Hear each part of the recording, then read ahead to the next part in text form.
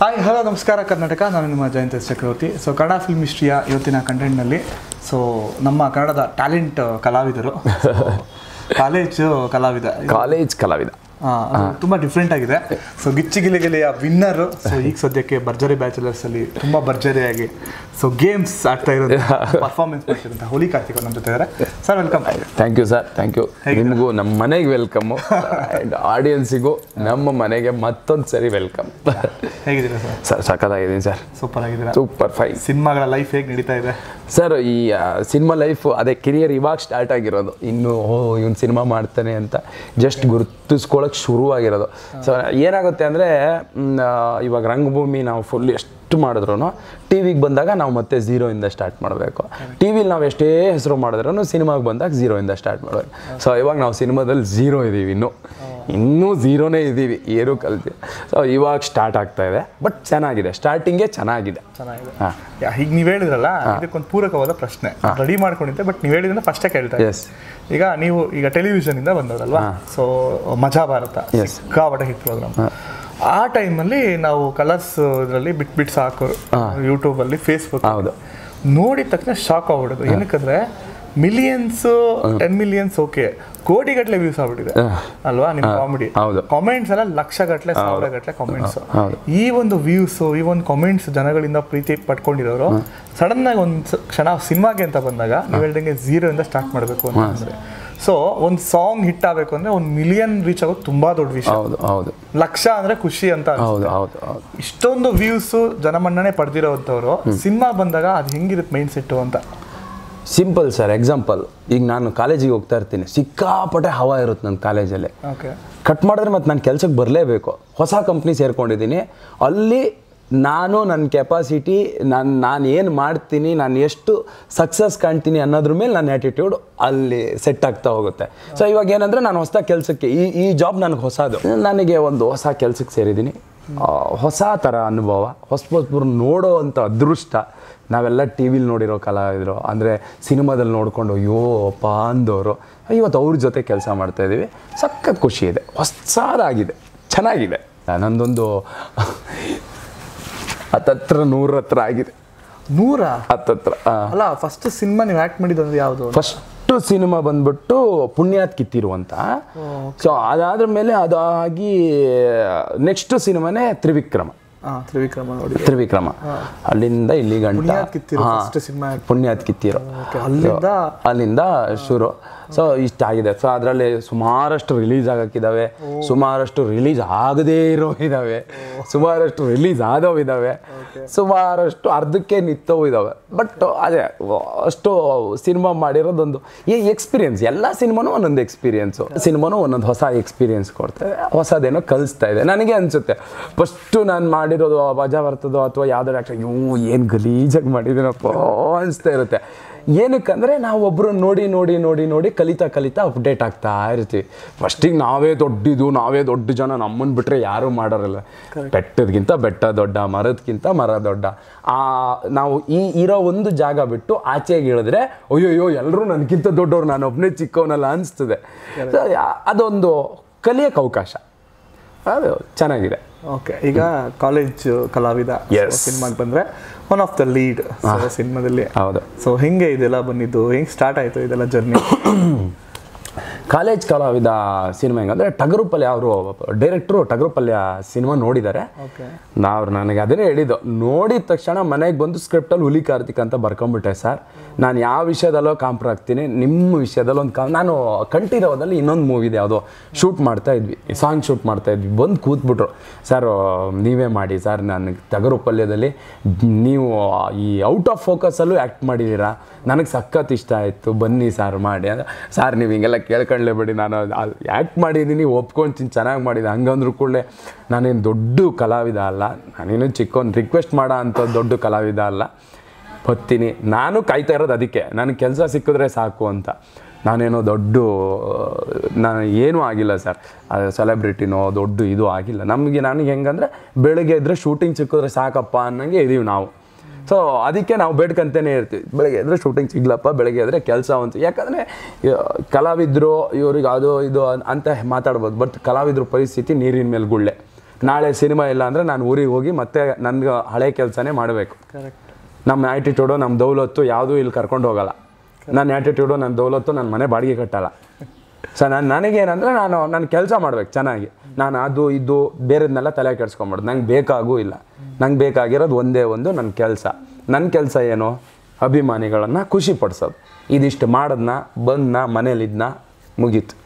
Okay, ಸುಮ್ಮನೆ ಯಾಕೆ ಅಲ್ವಾ, ಅದಕ್ಕೆ ನನಗೆ ಅದೇ ಖುಷಿ. ಓಕೆ. ಆ್ಯಂಡ್ ಈಗ ಅಭಿಮಾನಿಗಳನ್ನ ಖುಷಿ ಪಡಿಸೋದು ಅಂದರೆ ಇಷ್ಟು ದಿನ ಕಾಮಿಡಿ ಪಾತ್ರಗಳಿಂದ ನೀವು ಎಲ್ಲನೂ ನಗಿಸ್ತಾ ಇದ್ರಿ. ಈ ಸಿನಿಮಾ ಬಂದಾಗ ಲೀಡ್ ಆಗಿರೋದ್ರಿಂದ ಏನಾದರೂ ಸ್ವಲ್ಪ ಚೇಂಜ್ ಓವರ್ ಇದೆಯಾ ನಿಮ್ಮ ಪಾತ್ರಗಳಲ್ಲಿ, ಹೇಗೆ? ಇಲ್ಲ ಸರ್, ಲೀಡ್ ಏನು ಗೊತ್ತಾ ಸರ್, ಈಗ ಲೀಡು ಅಥವಾ ಚಿಕ್ಕದು ಏನು ಬರಲ್ಲ ಸಿನಿಮಾ ಅಂದ್ರ ಮೇಲೆ. ಎಲ್ಲ ಪಾತ್ರಗಳು ಇಂಪಾರ್ಟೆಂಟೇ ಸರ್. ಯಾರೋ ಒಬ್ಬರು ಚೆನ್ನಾಗಿ ಮಾಡಿ ಮಿಕ್ದವ್ರು ಯಾರು ಚೆನ್ನಾಗಿ ಮಾಡಿಲ್ಲ ಅಂದರೆ ಸಿನಿಮಾ ನಿಲ್ಲಲ್ಲ. ಅಥವಾ ಈ ಎಲ್ಲರೂ ಚೆನ್ನಾಗಿ ಮಾಡಿ ನಾನು ಚೆನ್ನಾಗಿ ಮಾಡಿಲ್ಲ ಅಂದರೆ ನಾನು ಆ ಸಿನಿಮಾದಲ್ಲಿ ಕಾಣಿಸ್ಕೊಳಲ್ಲ. ಇಷ್ಟೇ ವ್ಯತ್ಯಾಸ ಸರ್. ಎಲ್ಲ ಪಾತ್ರಗಳು ಒಂದೇ ನಮಗೆ. ಒಂದು ಸ್ವಲ್ಪ ಹೊತ್ತು ಡ್ಯೂರೇಷನ್ ಮೇಲೆ ದೊಡ್ಡ ಪಾತ್ರನ ಚಿಕ್ಕ ಪಾತ್ರನ ಅಂತ ನಿರ್ಧಾರ ಆಗ್ಬೋದು. ಇದರಲ್ಲಿ ಡ್ಯೂರೇಷನ್ ಜಾಸ್ತಿ ಇದೆ ಅಂದರೆ ಹೋಲ್ ಸಿನಿಮಾ ಹೀರೋ ಜೊತೆ ನಾನು ಕ್ಯಾರಿ ಮಾಡ್ತಾ ಹೋಗ್ತೀನಿ. ನಮ್ಮಿಬ್ರದೇ ಒಂಥರ ಈ ಸಿನಿಮಾಗೆ ಸೆಕೆಂಡ್ ಹೀರೋಯಿನ್ ಇದ್ದಂಗೆ ನಾನು. ಹೀರೋಯಿನ್ಗಿಂತ ಜಾಸ್ತಿ ನಾನೇ ಇರ್ತೀನಿ ಹೀರೋ ಜೊತೆಗೆ. ಸೊ ಆ ಥರ ಕ್ಯಾರೆಕ್ಟ್ರು. ಒಂದು ಒಳ್ಳೆ ಎಕ್ಸ್ಪೀರಿಯೆನ್ಸು, ಹೊಸ ಟೀಮು, ಹೊಸ ತಂಡ, ಡೈರೆಕ್ಟ್ರು ಹೊಸಬರು. ಈ ಹೊಸಬರಲ್ಲಿ ಏನೋ ಇರುತ್ತೆ ಅಂದರೆ ಯಾರು ಮಾಡದೇ ಇರೋದು ನಾನೇನೋ ಒಂದು ಮಾಡಬೇಕು ಅನ್ನೋದೊಂದು ತವಕ ಇರ್ತದೆ. ಅಥವಾ ನಾನು ಎಕ್ಸ್ಟ್ರಾಡಿನರಿಯಾಗಿ ನಾನು ಗುರುತಿಸ್ಕೊಳ್ಳೋಕ್ಕೆ ನನ್ನ ಸಿಗ್ನೇಚರ್ ಸ್ಟೈಲ್ ಏನೋ ಮಾಡಬೇಕು ಅನ್ನೋದಿರುತ್ತೆ. ಅದೆಲ್ಲ ಇಷ್ಟ ಆಗುತ್ತೆ.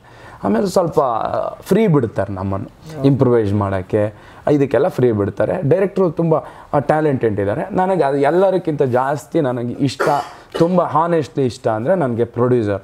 ನಾನು ಪ್ರತಿದಿನವೂ ಪ್ರೊಡ್ಯೂಸರಿಗೆ ಫೋನ್ ಮಾಡಿ ಮಾತಾಡ್ತಾ ಇದ್ದೆ, ಸರ್ ಈಗಿನ ಕಾಲದಲ್ಲಿ ದುಡ್ಡು ತುಂಬ ಇಂಪಾರ್ಟೆಂಟು. ಒಂದು ಸಿನಿಮಾಗೆ ದುಡ್ಡು ಹಾಕ್ತಾ ಇದ್ದೀರಾ ಅಂದರೆ ಇದು ಕಣ್ಣು ಮುಚ್ಕೊಂಡು ನೀರಿಗೆ ಹಾಕ್ದಂಗೆ ಹಾಕಬೇಕು, ಅಥವಾ ಯಾವುದೋ ಗೇಮ್ಗೆ ಹಾಕ್ದಂಗೆ ಹಾಕಬೇಕು. ಬಂದರೆ ಬಂತು, ಇಲ್ಲ ಅಂದರೆ ಇಲ್ಲ. ಸೊ ಅಷ್ಟು ಧೈರ್ಯ ಮಾಡಿದ್ದೀರಾ. ಸೊ ನೀವು ಕಾಂಪ್ರಮೈಸ್ ಆಗಬೇಡಿ ಯಾವುದ್ರಲ್ಲೂ. ನಿಮಗೆ ಏನಾಗುತ್ತೋ ಅದನ್ನು ಸ್ಟ್ರಿಕ್ಟಾಗಿ ಮಾಡಿ. ಸಿನಿಮಾ ಮಾಡಬೇಕು, ಪಟ್ಟಂತ ಬಿಡಬೇಕು, ಅಲ್ಲೆಲ್ಲ ಇದೊಂದು ಕೃಷಿ ಥರ ಮಾಡ್ಬೇಕು ನಾವು. ಬೀಜ ಹಾಕಬೇಕು, ನೀರು ಹಾಕಬೇಕು, ಬೆಳೆಸಬೇಕು. ಅದಕ್ಕೆ ಯಾವುದು ಇದಾಗ್ದಂಗೆ ನೋಡೋ ಅರ್ಜೆಂಟಿಗೆ ಕೃಷಿ ಮಾಡಿದಷ್ಟು ಕಷ್ಟ ಇರಲ್ಲ ಅನ್ನ ಮಾಡೋದು. ಅಕ್ಕಿನ ತೆಗೆದು ಅನ್ನ ಮಾಡೋದು ಕಷ್ಟ ಅಲ್ಲ. ಎಲ್ರಿಗೂ ಪಟ್ಟಂತ ಅನ್ನ ಆಗಿಬಿಡ್ಬೇಕು. ಬಟ್ ಭತ್ತ ಆಗೋದು ಯಾರಿಗೂ ಇಂಪಾರ್ಟೆಂಟ್ ಅಲ್ಲ. ಸೊ ಭತ್ತ ಆಗೋಕ್ಕೆ ಬಿಡಬೇಕು. ನಾನು ಅವ್ರಿಗೆ ಅದನ್ನೇ ಹೇಳ್ತಿದ್ದೆ, ಸರ್ ಕೂಲ್, ಆರಾಮ್ಸೆ ಸರ್ ದುಡ್ಡಿನ ವಿಷಯ ಸರ್. ನೀವು ನನಗೆ, ಯಾಕಂದರೆ 2 ತಿಂಗಳು ಬಾಡಿಗೆನೋ 3 ತಿಂಗಳು ಬಾಡಿಗೆನೋ ಅವ್ರ ದುಡ್ಡಲ್ಲೇ ನಾನು ಕಟ್ಟಿದ್ದೀನಿ. 2 ತಿಂಗಳು 3 ತಿಂಗಳು ಅವ್ರ ದುಡ್ಡಲ್ಲಿ ನಾನು ಊಟ ಮಾಡಿದ್ದೀನಿ. ಅಟ್ಲೀಸ್ಟ್ ಈ ಮನೆ ಬಾಡಿಗೆ ಕಟ್ಟಿರೋದು, ಊಟ ಮಾಡಿರೋ ನಿಯತ್ ಅವ್ರನ್ನ ನಾವು ಕಾಪಾಡಬೇಕು. ಅದಕ್ಕೆ ಅವ್ರು ಆರಾಮ್ಸೆ ಹೇಳೋದು. ಆ ಮನುಷ್ಯ ಹೆಂಗಂದರೆ ನನ್ನನ್ನು ಅವ್ರ ಟೇಬಲಲ್ಲಿ ಕೂರಿಸ್ಕೊಂಡು ಒಂದೇ ಶಾರ್ಟಲ್ಲಿ ನನಗೆ ಪೇಮೆಂಟ್ ಕೊಟ್ಟು ಮಾಡಿಕೊಡಿ ಕಾರ್ತಿಕ್ ಅಂದಿದ್ದು. ಸೊ ನನಗೆ ಯಾವತ್ತೂ ನಾನು ಅವ್ರಿಗೆ ಹೇಳಿದ್ದೀನಿ, ಸರ್ ನಿಮ್ಮ ಜೊತೆ ಕೊನೆ ತನಕ ಬ್ರದರ್ ಆಗಿರ್ತೀನಿ, ನಿಮ್ಮಿಂದ ನನಗೆ ಏನೂ ಬೇಡ. ಯಾಕಂದರೆ ಒಂದು ವಿಷಯ ಏನಂದರೆ ಅವ್ರು ಕೊಟ್ಟಿರೋ ಪೇಮೆಂಟಲ್ಲೇ ನಾನು ಈ ಮನೆಗೆ ಅಡ್ವಾನ್ಸ್ ಮಾಡಿರೋ. ಓಕೆ, ಇಷ್ಟು ಸಿನಿಮಾ ಮಾಡಿರೋದು ಯಾವ ದುಡ್ಡು ಉಳಿದಿಲ್ಲ ಸರ್ ನನ್ನ ಹತ್ರ. ಇವತ್ತೇನಾದರೂ ಉಳಿದಿದೆ ಅಂದರೆ ಪಾಪ ಪುಣ್ಯಾತ್ಮ ಹಿಂಗೆ ಕೈಯಲ್ಲಿ, ಸಾರ್ ನಿಮ್ಗೆ ಇನ್ಮೇಲೆ ನಿಮ್ಮ ಕೈಯಲ್ಲಿ ದುಡ್ಡು ಯಾವಾಗಲೂ ಓಡಾಡ್ತಾ ಇರಲಿ ಅಂತ ತುಂಬ ಖುಷಿಯಿಂದ ಹಿಂಗೆ ಕೊಟ್ಟಿದ್ರು ಅವರು. ಸೊ ಆ ಮನೆಯಲ್ಲೇ ನಾನು ಹೇಳಿದ್ದೆ, ಸರ್ ಈ ದುಡ್ಡು ನನಗೆ ತುಂಬ ಟೈಟ್ ಇತ್ತು ಪರಿಸ್ಥಿತಿ, ಅಡ್ವಾನ್ಸ್ ಮಾಡಬೇಕಿತ್ತು, ಯಾವುದೋ ಬರೋದು ಬಂದಿಲ್ಲ, ಸೊ ತುಂಬ ಕಾಪಾಡ್ಬಿಟ್ರಿ ಸರ್ ಅಂತ ತಂದು ಈ ಮನೆಗೆ ಅಡ್ವಾನ್ಸ್ ಕೊಟ್ಟಿದ್ದೆ. ಇಷ್ಟು ನೆಮ್ಮದಿಲಿ, ಇಷ್ಟು ಒಳ್ಳೆ ಮನೇಲಿ ಆರಾಮಾಗಿದ್ದೀನಿ ಅಂದರೆ ಆ ಮನುಷ್ಯಂಗೆ. ಇವತ್ತು ನಾನು ಇಂಟರ್ವ್ಯೂ ಕೊಡ್ತಾ ಇರೋದು ಆ ಮನುಷ್ಯಂಗೋಸ್ಕರನೇ. ಯಾಕಂದರೆ ಅದನ್ನು ಮರೆಯೋಕ್ಕಾಗಲ್ಲ. ಕಷ್ಟದಲ್ಲಿ ಎಷ್ಟು ಕೊಟ್ಟಿದ್ದಾರೆ ಅನ್ನೋದು ಇಂಪಾರ್ಟೆಂಟ್ ಅಲ್ಲ.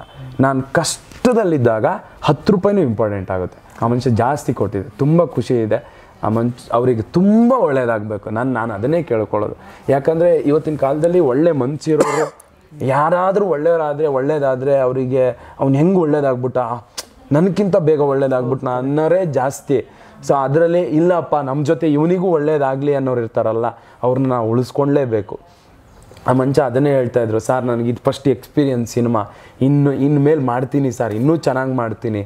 ಇನ್ನೂ ಸಿನಿಮಾ ರಿಲೀಸ್ ಗೆಲ್ಲುತ್ತಾ ಸೋಲುತ್ತಾ ಗೊತ್ತಿಲ್ಲ, ಬಟ್ ಆ ಅಪ್ಪಂಗೆ ಏನೋ ಮಾಡಬೇಕಿಲ್ಲಿ ಸರ್. ಎಷ್ಟು ಕಷ್ಟ ಇದೆಯಲ್ಲ ಸರ್, ಎಷ್ಟು ಕಷ್ಟಪಡ್ತೀರ ಸರ್, ನೋಡಿರಲಿಲ್ಲ ಅವರು. ಒಳ್ಳೇದಾಗಲಿ ನಾನು ಕೇಳ್ಕೋದು ಜನಕ್ಕಿಷ್ಟೇ, ಒಳ್ಳೆ ಮನುಷ್ಯ. ಆ ಮನುಷ್ಯಂಗೆ ಗೋಸ್ಕರ ಸಿನಿಮಾ ನೋಡಿ ನನ್ನ ಕಡೆಯಿಂದ ರಿಕ್ವೆಸ್ಟು. ಸಿನಿಮಾನೂ ಅಷ್ಟೇ ತುಂಬ ಚೆನ್ನಾಗಿ ಮಾಡಿದ್ದಾರೆ. ಒಂದು ಹೊಸ ಟೀಮು. ಅವ್ರಿಗೆ ನಾವು ಸಪೋರ್ಟ್ ಮಾಡಿದ್ರೆ ಅವ್ರು ನಮ್ಮನ್ನು ಎಂಟರ್ಟೈನ್ ಮಾಡ್ತಾ ಇರ್ತಾರೆ. ನಾವು ಇವಾಗಲೇ ಏನೇನಕ್ಕಂತ ಬಿಟ್ಬಿಟ್ರೆ ಅವರಿಗೂ ಅಯ್ಯೋ ನಮ್ಮನ್ನು ಯಾರೋ ಒಪ್ಕೊಳಲ್ವೇನೋ ಬಿಟ್ಬಿಡೋಣ ಯಾಕೆ ಇದು ಅಂತ ಅವ್ರ ಕನಸುಗಳಿಗೆಲ್ಲ ಬೆಂಕಿ ಹಚ್ಕೊಂಡು ಮತ್ತೆ ವಾಪಸ್ ಹೋಗ್ತಾರೆ. ನಮ್ಮೆಲ್ಲ ಪ್ರಯತ್ನನೂ ನಿಮ್ಮನ್ನು ರಂಜಿಸಬೇಕು, ನಮ್ಮ ಹೊಟ್ಟೆನೂ ತುಂಬಬೇಕು. ಇದರಲ್ಲಿ ಏನು ಬರೀ ನಿಮ್ಮನ್ನು ರಂಜಿಸಬೇಕು ಅಂತ ನಾನು ಸುಳ್ಳೆಲ್ಲ ಹೇಳಲ್ಲ. ನನ್ನ ಹೊಟ್ಟೆ ಪಾಡು, ಇದರಲ್ಲಿ ನಿಮ್ಮ ಖುಷಿನೂ ಇದೆ ಅಷ್ಟೇ. ಅದೇ ನಾನು ಅವಾಗಲೇ ಕೇಳ್ದಂಗೆ ಇದರಲ್ಲಿ ಏನಾದ್ರು ಬೇರೆ ವಿಭಿನ್ನವಾಗಿ ಏನೋ ಪ್ರಯತ್ನ ಮಾಡಿದ್ದೀರಾ ಅಂತ? ನಿಮ್ಮ ವಿಭಿನ್ನ ಪ್ರಯತ್ನ ಏನಿಲ್ಲ, ನಾನು ಹೀರೋಗೊಬ್ಬ ಫ್ರೆಂಡು. ಸೊ ಯಾವಾಗಲೂ ಒಳ್ಳೇದು ಬಯಸೋ ಅಂತ ಜೊತೆಲಿರೋ ಎಲ್ಲ ಸಿನಿಮಾದಲ್ಲೂ ಬರೋ ಅಂತ ಒಂದು ಸ್ಟ್ರೈಟ್ ಫಾರ್ವರ್ಡ್ ಬಟ್ ಕಾಮಿಡಿ. ಇಡೀ ಸಿನಿಮಾ ಕಾಮಿಡಿ ಇದೆ, ತುಂಬ ಚೆನ್ನಾಗೂ ಬಂದಿದೆ ಕಾಮಿಡಿ.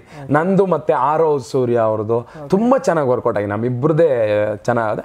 ಆರವ್ ಬಗ್ಗೆ ಮಾತಾಡ್ಬೇಕು ಆ್ಯಕ್ಚುಲಿ, ನಮ್ಮ ಹೀರೋ ಬಗ್ಗೆ. ಹೀರೋ ಅಂತ ಯಾವತ್ತೂ ಸೆಟ್ಟಲ್ಲಿರೋರಿಗೆ ಯಾರಿಗೂ ಫೀಲ್ ಮಾಡಿಲ್ಲ. ಯಾರೋ ಮೋಸ್ಟ್ಲಿ ಇದಕ್ಕೆ ದುಡ್ಡು ಹಾಕ್ದವ್ನು ಯಾರೋ ಇರ್ಬೋದು ಅನ್ನೋ ಥರ ಕೆಲಸ ಮಾಡಿದ್ದಾರೆ ಅವರು. ಪ್ರೊಡ್ಯೂಸರೇ ಇರ್ಬೋದೇನೋ, ಪ್ರೊಡ್ಯೂಸರ್ ಮಗನೇನೋ. ಸೊ ಅದಕ್ಕೆ ಒಂದು ದಿವಸ ನೋಡಿದ್ರೆ ನಾನು ಹಿಂಗೆ ಹೋದರೆ ಬಟ್ಟೆ ಗಿಟ್ಟೆ ಎಲ್ಲ ಎತ್ಕೊಬರ್ತಾರೆ ಅವರು. ಅವ್ರ ಬಟ್ಟೆ ಬೇರೆಯವ್ರ ಬಟ್ಟೆ ಸಾರ್ ನಿಮ್ಗೆ ಆಗುತ್ತಾ ನೋಡಿ ಅಂತಾರೆ. ಅಷ್ಟು ಕ್ಯಾಶುವಲ್ ಆಗಿ ಆ್ಯಟಿಟ್ಯೂಡ್ ಇಲ್ಲದೆ ಇರೋ ಮಂಚ. ಹಾಗಾಗಿ ನಮ್ಮದು ಅವ್ರದ್ದು ಯಾವಾಗ ಆ್ಯಟಿಟ್ಯೂಡು ಇದ್ದರೆ ನಾವು ಅವ್ರ ಹತ್ರ ಮಾತಾಡೋಕ್ಕೆ ಭಯ ಆಗಿಬಿಡುತ್ತೆ. ಹೆಂಗೆ ಮಾಡೋದಪ್ಪ ಏನು ಅನ್ಸ್ಬಿಡುತ್ತೆ. ಆ ಥರ ಎಲ್ಲ ಜಾಲಿ ನಾವಿಬ್ಬರು ಫ್ರೆಂಡ್ಸ್. ಮಧ್ಯಾಹ್ನ ಆದರೆ ಪ್ರೊಡಕ್ಷನ್ ಬೇಡ ನಾವು ಹೋಟ್ಲಿಗೆ ಹೋಗ್ತೀವಿ ಅಂತ ಊಟಕ್ಕೆ ಹೋಗ್ತಿದ್ವಿ, ತಿರ್ಗಾಡ್ತಿದ್ವಿ, ಚೆನ್ನಾಗಿದ್ವಿ, ಫ್ರೆಂಡ್ಸ್ ಥರ ಇದ್ವಿ. ಒಳ್ಳೆ ತುಂಬ ಚೆನ್ನಾಗಿ ಕೂಡ ಆ್ಯಕ್ಟ್ ಮಾಡಿದ್ದಾರೆ, ತುಂಬ ಪ್ರಾಕ್ಟೀಸ್ ಮಾಡಿದ್ದಾರೆ. ಸೊ ಆ ಪ್ರಾಕ್ಟೀಸ್ ನಿಮ್ಮ ಸ್ಕ್ರೀನ್ ಮೇಲೆ ಕಾಣಿಸುತ್ತೆ. ಕರೆಕ್ಟ್. ಆ್ಯಂಡ್ ನಿಮ್ಮದ್ರಲ್ಲಿ ಲವ್ ಸ್ಟೋರಿಗೆ ಸರಿ ಕೊಟ್ಟಿದ್ದಾರೆ? ಅಯ್ಯೋ ನಮ್ಮ ಮನೆ ಬರ ಎಲ್ಲಿಗೆ ಬಂದಿದೆ ಅಂದರೆ ಸರ್, ಯಾವ ಸಿನಿಮಾದಲ್ಲೂ ಒಂದು ಹೀರೋಯಿನ್ ಇಲ್ಲ ಸರ್. ಹೋಗು ಹೀರೋ ಜೊತೆ ಆ್ಯಕ್ಟ್ ಮಾಡು, ಹೋಗು ಹೀರೋ ಜೊತೆ ಆ್ಯಕ್ಟ್ ಮಾಡು ಸರ್. Bore ಹೊಡ್ಬಿಡಿದಲ್ಲ sir. ಒಂದು ಯಾರಿಗಾರು ಡೈರೆಕ್ಟ್ರು ಒಂದು ಮನ್ಸು ಮಾಡಿ ಒಂದು ಸೆಕೆಂಡ್ ಹೀರೋಯಿನ್ ಅಂತನಾದ್ರು ಇರ್ಬಾರ್ದು ಸರ್. ಅಯ್ಯೋ ದೇವ್ರೆ. ಬಟ್ ಚೆನ್ನಾಗಿರುತ್ತೆ ಸೆಟ್ಟಲ್ಲಿ. ನಾವು ಹೀರೋ ಹೀರೋಯಿನ್ಗೆ, ಅವರು ಆ ಹೀರೋಯಿನ್ ಫ್ರೆಂಡ್ ಕ್ಯಾರೆಕ್ಟರ್ ಮಾಡೋರಿಗೆ ಇವರಿಗೆಲ್ಲ ರೇಗಿಸ್ಕೊಂಡು ಚೆನ್ನಾಗಿ ಮಜಾ ಮಾಡ್ತಾರೆ. ಬೇರೆಯವ್ರ ಹತ್ರ ಜೊತೆ ರೇಗ್ಸೋದೇ ಆಯ್ತು ಆನ್ ಸ್ಕ್ರೀನ್ ಅಲ್ಲಿ. ಈಗ ನಾಳೆ ಇದನ್ನೆಲ್ಲ ಕಟ್ ಮಾಡಿ ಹಾಕಂತಾರೆ, ಹೀರೋಯಿನ್ ಇಲ್ಲದೆ ಕಾರ್ತಿಕ್ ಪರದಾಟ ಅಂತ. ಅಯ್ಯೋ ದೇವ್ರು, ಮಾತಾಡಂಗೂ ಇಲ್ಲ. ಅಯ್ಯೋ ಕಷ್ಟ ಆಗ್ಬಿಟ್ಟಿದೆ ಜೀವನ. ಹೆಂಗಂದ್ರೆ ನೀವು ಬರೋಕ್ಕಿಂತ ಮುಂಚೆ ನಾನು 2 ಅವರ್ ನನ್ನ ಸ್ಪೀಚ್ನೆಲ್ಲ ಪ್ರಾಕ್ಟೀಸ್ ಮಾಡಿ ಇಟ್ಕೊಂಡು ಮಾತಾಡ್ಬೇಕು ಇವಾಗ. ಹಂಗಾಗ್ಬಿಟ್ಟಿದೆ ನಮ್ದು. ಮೊದಲೇ ರೆಡಿ ಆಗಬೇಕು, ಇಲ್ಲಾಂದ್ರೆ ಟ್ರೋಲ್.